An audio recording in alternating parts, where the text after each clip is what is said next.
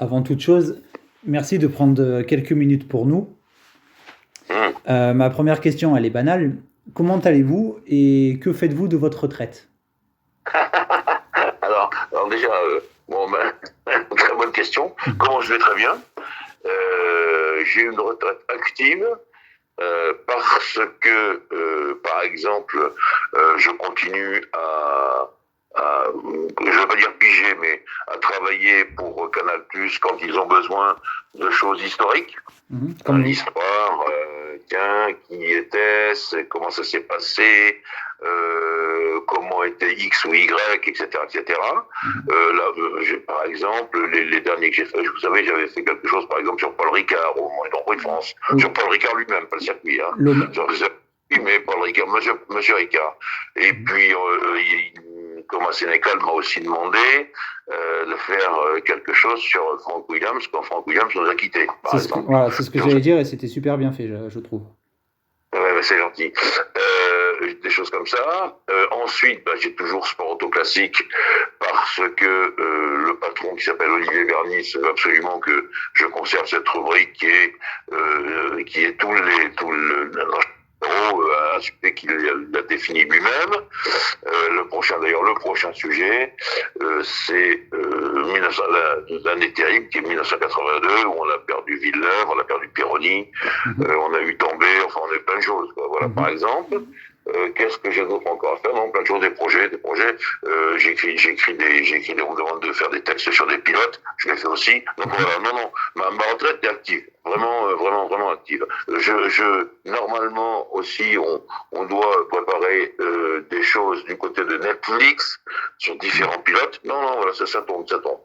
Donc j'ai pas trop de temps, moi, finalement. Mais je suis la F1 de façon quasiment obligatoire, parce qu'en plus, je participe à une émission qui s'appelle Racing Stream, qui est pour les jeunes, hein, qui est à l'opposé de moi, hein, pour les jeunes. C'est-à-dire que c'est une émission sur Twitch et sur YouTube. Voilà. D'accord. Bon, donc l'an dernier, on a fait autant d'émissions qu'il y a eu le Grand Prix quasiment, et cette année, ils veulent en faire encore plus. Donc voilà, on va bien voir. Voilà. Ouais, d'accord. La saison 2021 a été exceptionnelle, mais elle s'est terminée dans une tension extrême. Qu'avez-vous pensé du dénouement du championnat à Abu Dhabi? Je trouve que tout ça a été une erreur fondamentale. D'abord, j'ai jamais trop compris comment Michael Masi agissait. Parce qu'il y a des fois, il y avait un bout de plastique de 10 cm, enfin un bout de carbone de 10 cm sur la piste, il mettait un drapeau rouge quasiment. Il y a des fois, il y avait un petit incident, c'était la voiture de sécurité, et il y a des fois, comme ça s'est passé à Abu Dhabi, il y a une voiture en travers, il n'a pas vu le drapeau rouge, avec un autre départ. J'ajouterai à ça le Grand Prix de Belgique, que je prends pour un véritable scandale, parce que compter pour les pilotes une victoire, par exemple, même si j'aime beaucoup Max Verstappen, lui compter une victoire sur ce Grand Prix, c'est-à-dire 2 tours derrière la voiture de sécurité, c'est un scandale. Et faire démarrer le Grand Prix en disant aux gens qui ont payé leur billet, vous avez un Grand Prix, oui, 2 tours derrière la voiture de sécurité, c'est un scandale également. Donc toutes ces décisions-là m'ont fait que Michael Masi, je le perçois vraiment avec je le prends avec des facettes. Et alors, ce que je trouve idiot, c'est que le dénouement d'Abu Dhabi, bon, Hamilton n'a pas été champion du monde, il a été déçu, je comprends, mais tout ça a rejailli sur le titre de Max Verstappen. Vous entendez beaucoup parler, vous, du titre mondial de Max Verstappen? La moitié des gens disent, mais non, il l'a pas eu, etc., etc. Alors qu'il l'a très bien mérité, Max, il a fait une très belle saison, comme Hamilton aussi d'ailleurs. On ne peut pas les départager comme ça, et c'était idiot de le faire. Moi, je crois que Michael Masi, il cède trop à la pression des gens, trop à la pression peut-être de la FIA, trop à la pression des Américains qui veulent absolument du show business, quoi qu'il advienne, et qui en avaient peut-être assez de la domination d'Hamilton. Ils cèdent trop à ces gens-là. On ne peut pas réguler la F1 comme ça. Ça peut pas se faire. Et je pense que le nouveau président, j'ajouterais aussi que c'était la fin de règne de Jean Todt, qui a fait beaucoup de bonnes choses, et que bon, là maintenant, on a un nouveau président, ça va sans doute changer la figure des choses, mais bon, je trouve que ça a été néfaste pour tout, parce que ça s'est terminé finalement, malgré la victoire à le titre mondial de Verstappen, il y a la moitié des gens de la planète qui pensent que ça s'est terminé en queue de poisson. Voilà, et je trouve ça bête, pour ne pas dire con. Voilà. Surtout que le premier titre mondial, c'est quand même quelque chose qui reste. Et je pense que pour Verstappen, qui en aura sûrement d'autres, ce sera quand même toujours un petit goût amer d'avoir eu Mais son oui, premier titre comme ça. oui, mais oui, voilà, exactement, c'est ce que je veux dire. Ça Mm. rejaillit de mauvaise façon sur son titre mondial, qui, s'il l'avait eu normalement et tout, était extrêmement mérité. De Voilà. même que, de même que Hamilton l'avait mérité aussi. Mm, Mais à un mm. moment donné, il faut laisser la course se faire. Voilà. Voilà. En ce moment, on entend des rumeurs comme quoi Michael Masi ne ferait plus partie de la FIA. Est-ce que selon vous, c'est une bonne chose, après toutes les polémiques qu'il y a eu la saison passée? Et qu'est-ce que vous pouvez nous dire aussi du nouveau président de la FIA? Alors, le nouveau président de la FIA, je le connais parce que j'ai dîné plusieurs fois à Monaco avec lui. Il a toujours été extrêmement sympa. Il est extrêmement directif, attention, hein, c'est comme Jean-Todt, hein, c'est des patrons. Hmm. Et donc, lui, il veut absolument que l'enquête, justement, sur ce dernier Grand Prix aboutisse réellement, pour la simple et bonne raison qu'il veut démarrer je veux dire, je ne veux pas dire son septennat, Son règne, entre guillemets, sur de bonnes bases. oui, sur une bonne base et tout, et il peut pas laisser les choses en l'état. Il aime la course automobile, il aime les voitures de course, il a une très très belle collection de belles voitures, notamment de Ferrari. Donc c'est quelqu'un qui est vraiment comment dirais-je, dans ce milieu depuis longtemps. Il a quand même, de par sa position et sa nationalité, l'appui de gens quand même de pays importants, Mhm. notamment des pays africains, notamment les Émirats, notamment les pays du Golfe, etc., etc. Et donc je pense que ça peut faire un président qui aura de la poigne, et je crois qu'il va pouvoir le démontrer. Il prend ses marques, hein, forcément. Il a déjà commencé à visiter la FI à Genève, son bureau à Paris, etc., etc. Il ne peut pas se jeter comme ça du premier coup dedans, mais je pense qu'il peut taper du poing sur la table. Ça peut être intéressant. Mhm.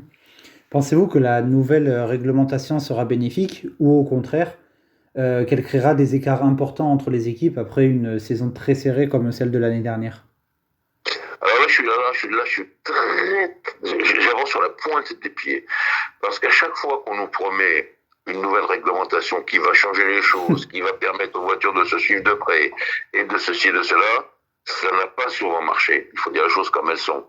Ce que je vais regarder au plus près là sur la nouvelle réglementation, bon, une fois de plus, la nouvelle aéro, hein, ça, alors on nous a encore promis une aérodynamique qui allait être formidable, qui allait permettre des dépassements, qui allait permettre ceci, qui allait permettre cela. Ça, j'attends de voir. La deuxième chose pour moi la plus importante, c'est les pneus. Les pneus, parce que les jantes de 18 pouces, ça change considérablement la donne. À la fois sur l'usure des pneus, à la fois sur la taille des pneus. Vous savez qu'ils vont être un peu plus hauts. C'est déjà pas Mhm. facile à voir quand on est pilote de F1 au fond de son baquet pour voir ce qui se passe vraiment devant. Et puis ça va changer des choses aussi également sur le confort des pilotes, même si on peut pas dire que le F1 ce soit confortable, mais enfin bon, j'entends le terme confortable, non Mhm. pas comme je conduis ma voiture avec le bras à la portière. Hein. C'est ce que je veux dire, c'est voilà, ça va pas être, ce ne seront pas des voitures douces. Donc tout ça fait qu'il y aura d'énormes changements. Et je vais regarder de près dès les premiers essais ce que ça va donner sur le plan aérodynamique, parce que ça vaut le coup. Vous savez, pour moi le grand rendez-vous, c'est simple, hein, c'est Barcelone 23-25 février et ensuite Bahreïn 10-12 mars. Et puis après, bah, ça sera après. Vous savez comme moi que si comment dirais-je, le Grand Prix a lieu à Bahreïn, s'il n'y a pas de pétard avec, comment dirais-je, avec la pandémie, bon, Mhm. bah, la course sera juste derrière, et puis ensuite il y aura l'Australie, on verra bien. Mais Mhm. pour l'instant, c'est ça. Pour moi, le grand rendez-vous, déjà, c'est Barcelone. Alors, je dis pas que les essais privés, ça dit tout de la saison qui va venir. Hein. On Oui, sait parce très que bien, tout le monde cache son jeu, ils effectivement. sont souvent trompés. On verra quand même quelques éléments. Et puis surtout, les pilotes nous diront comment ça marche. C'est ça qui est le plus important. Mhm. Je voudrais qu'on s'arrête un petit peu sur Ferrari. Depuis fin 2020, nous constatons que l'équipe change enfin ses habitudes. Elle s'est enfin tournée vers la jeunesse. L'ambiance au sein de l'équipe semble bien meilleure, les stratégies aussi. Et nous les avons vus remonter la pente en 2021. Est-ce que vous êtes d'accord avec ça? Oui, complètement d'accord. Alors, il y a deux choses. Je vais faire bouger pas. Donne-moi une seconde. Oui. Donne-moi une seconde. Alors, tout le monde. Je ne veux pas déranger tout le monde avec mon sens du bruit. Je ne veux pas déranger tout le monde chez moi en sens du bruit. Alors déjà, ce qui est l'important pour moi, pour Ferrari, c'est d'avoir battu McLaren. Vous savez qu'on peut tourner le problème dans tous les sens, avec Red Bull, avec Mercedes, etc. Ferrari et McLaren, je dirais que c'est une histoire préhistorique quasiment. Ça fait des années et des années qui se cherchent, qui se battent, qui se mesurent, et ça un truc. Et là, Ferrari a réussi à remonter la pente. Ça, c'est la première chose. La deuxième chose, l'histoire de la jeunesse, ça c'est bien.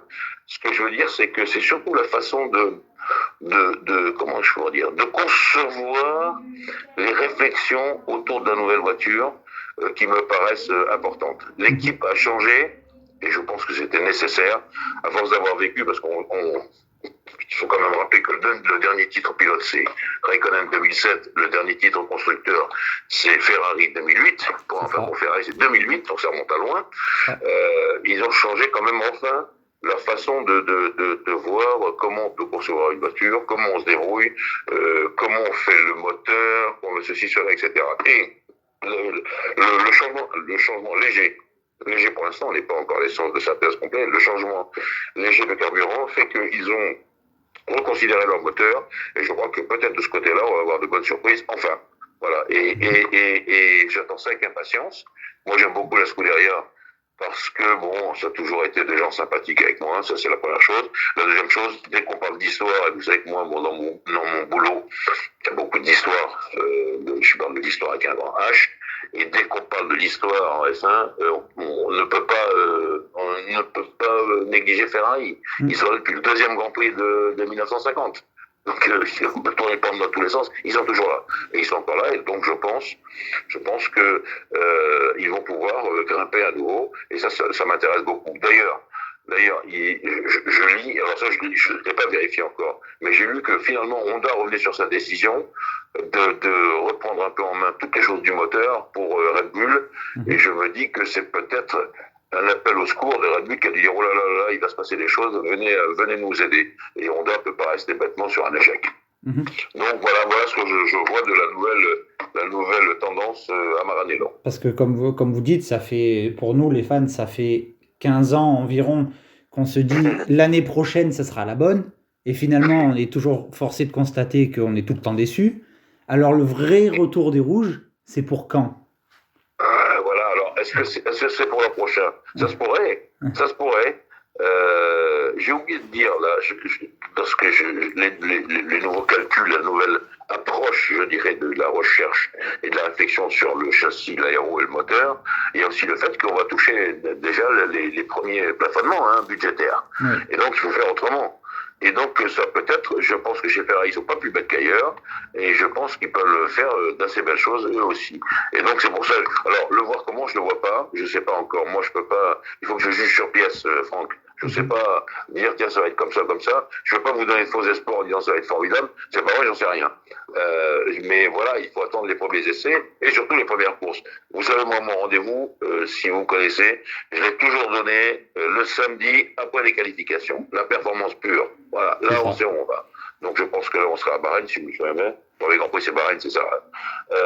Je pense que là, on verra où on en est tout de suite. Parce que là, dans le royaume des qualifs, là, on voit quand même la performance. Et c'est ça qui va nous dire ce que peut être, non pas toute la saison, mais en avoir une certaine idée. Parce que je pense que, comme moi, vous êtes d'accord pour dire qu'en 2020, Ferrari a clairement touché le fond, peut-être même un peu comme au début des années 80. Est-ce que déjà vous êtes d'accord avec ça? Et est-ce que Charles peut faire gagner Ferrari sur la durée, un peu comme Schumacher l'a fait avant lui? Est-ce qu'il en est capable? Alors, là, il y a deux questions dans la question. La première question, c'est l'histoire de ce moteur que la FIA a vu de près. Voilà. et sur lequel il y a eu un accord de confidentialité parce qu'il y avait vraiment des nouveautés, mais la FIA a demandé de le démonter. Et c'est comme ça que Ferrari s'est basé pour ses derniers dessins, ses dernières décisions sur ce moteur de Spa et de Monza, avec lequel Charles a gagné. Et puis finalement, il s'est retrouvé avec beaucoup de chevaux de moins. Sur la voiture qui est sortie, et c'est pour ça qu'ils ont perdu leur latin complètement en 2020. Charles, est-ce qu'il peut le faire? Ça c'est une autre paire de manches. Moi, je pense que Charles, il faut pas le. Pour moi, c'est un garçon à deux facettes. Je dirais d'un côté, c'est le genre idéal, sympa comme tout, il est très sympa, Charles. C'est vraiment quelqu'un avec qui on peut discuter, quelqu'un d'ouvert, quelqu'un d'intelligent, quelqu'un de gentil, de sensible. En tout cas, les dernières fois que je l'ai vu, c'était comme ça. Je pense qu'au volant, il peut faire des choses, et surtout, quand il fait une bêtise, il cherche pas à se trouver des excuses ou à accuser quelqu'un d'autre. Il dit lui-même, je suis con et j'ai fait une connerie. Voilà. Et ça, au moins, pour moi, c'est important. Parce que j'ai connu tellement de pilotes dire, oh là là, c'est de la faute d'un tel, oh là là, les pneus ont fait ci, non. Lui, Charles, il le dit lui-même. C'est vrai que ça, il l'a toujours fait. Pardon? C'est vrai que ça, il l'a toujours fait. Oui, il l'a toujours fait. Et ça, pour moi, ça veut dire qu'il apprend de ses erreurs. Et les grands champions, ils apprennent de leurs erreurs. Maintenant, le faire arriver tout de suite au niveau de Schumacher, ça, je ne peux pas le dire. Par exemple, chez Ferrari, certains disent, tiens, pas chez Ferrari, Bernie Kessler, alors bon, Bernie, on n'est pas censé être toujours d'accord avec lui, mais Bernie dit que Sainz a fait une meilleure saison que Charles. Ouais, ça, on va y revenir après. Pardon? Je vais y revenir plus en détail après avec vous, mais oui, continue. Bon, voilà. Il faut voir les choses comme ça. Maintenant, personne ne peut prévoir ce qui va se passer pour Charles dans les 5 années à venir. Voilà, c'est ça qu'il faut voir. Pour l'instant, on n'en sait rien. Ni vous, ni moi. Ni personne d'ailleurs. Ni Mattia Binotto, ni Mohamed Bin Sulayem, ni personne. En Italie, on appelle déjà Charles il predestinato, le prédestiné. Et on voit qu'il est capable quand même de fédérer toute l'équipe autour de lui. Mais est-ce que finalement, c'est pas trop de pression tout de suite? Non, Charles, je crois qu'il a... Non. Même s'il est jeune, Charles, dans sa tête, il est tout à fait mature. Et la pression, c'est bon pour tout le monde. C'est bon pour lui et c'est bon que lui la mette sur l'équipe aussi. Non, ça peut être que comme ça. On peut pas vivre une saison de Formule 1 sans toutes les minutes penser à son métier. Bien sûr qu'il faut se détendre, etc. Bien sûr qu'il y a des gens capables de l'encaisser, ce truc-là, d'autres pas capables. Regardez, je reprends l'exemple de Nico Rosberg. Il a battu Hamilton, et puis après, il a compris qu'il avait eu une saison où il avait été obligé d'y penser 24 heures sur 24 tous les jours. Il a dit, je ne veux pas continuer ça. Et donc, il a relancé à courir. Mais il a quand même battu Hamilton. C'est comme ça qu'il faut voir les choses. Il faut toujours être à la limite de la pression, et surtout la supporter. Donc ça, Charles peut le faire, mais ni vous, ni moi, ni personne, et je le répète, ne peut prévoir comment il va réagir. Et peut-être qu'un jour, il en a tout simplement marre. Moi, j'ai vu des gens extrêmement costauds en F1, tout d'un coup dire, j'en ai assez. Un champion du monde chez Ferrari célèbre, Jody Scheckter, 1979, incroyable. Et puis finalement, non, il a voulu faire autre chose. Voilà, en 1980, il a été nul, et puis c'est tout, et c'était fini, c'était terminé. Non, on peut pas prévoir. Alors que vous n'étiez peut-être pas né, quand Scheckter est arrivé en 79, chez Ferrari, on s'est dit, bon, ça y est, là, on tient le futur Ascari, là, on tient le futur Fangio, etc. Mais ça n'a pas été le cas. Voilà. Même si ce n'est pas souvent dit, en plus des qualifications où on le sait très fort, Charles a très souvent devancé son équipier en course. Il a battu Ericsson en 2018 avec un score de 12-8. Et il a fait 10 partout avec Vettel en 2019, 10-5 en 2020. Et cette année, il a quand même fait 14-8 face à Sainz, même si Sainz a terminé devant lui à la fin du championnat. Donc c'est quand même pas négligeable. Non, c'est pas négligeable. Alors déjà, que Sainz s'est terminé devant lui au championnat, ça s'est tenu à quoi, 4-5 points, un truc comme ça. Hein. Oui. C'est pas non plus... Il n'a pas mis 30 points dans la tête, premièrement. Deuxièmement, en qualif, il est assez doué, Charles. Mais je pense que il a pour lui ces qualités humaines qui font qu'il est très aimé. Et c'est comme ça qu'il sera le catalyseur de l'équipe. Car quand vous m'avez parlé tout à l'heure de Schumacher, par exemple, ou même sur la champion du monde de Prost, les qualités de Prost ou de Schumacher, c'est de savoir réunir une équipe autour de lui pour dire il faut faire ça, ça et ça, enfin, je voudrais ça, ça et ça. Catalyser. Hein, c'est-à-dire réunir tout le monde, catalyser, que tout le monde aille dans la même direction. Et ça, Charles, je pense qu'il peut le faire avec, non pas alors avec des coups d'éclat, non pas en gueulant comme un âne tout le temps, non, en étant justement très cool, très gentil, et en même temps très précis sur ce qu'il veut. Il met le doigt dessus de temps en temps, ou souvent même d'ailleurs en disant tiens, il a mis ça, voilà, et ça c'est important. C'est comme ça que je le vois, Charles, moi. Je le vois plus comme le garçon calme, pas autoritaire, mais sachant très bien ce qu'il veut, et surtout comme le fait qu'il est charmant, et il est même désarmant par sa gentillesse. Ça doit aider beaucoup au sein de l'équipe, où on l'aime énormément, ça c'est vrai.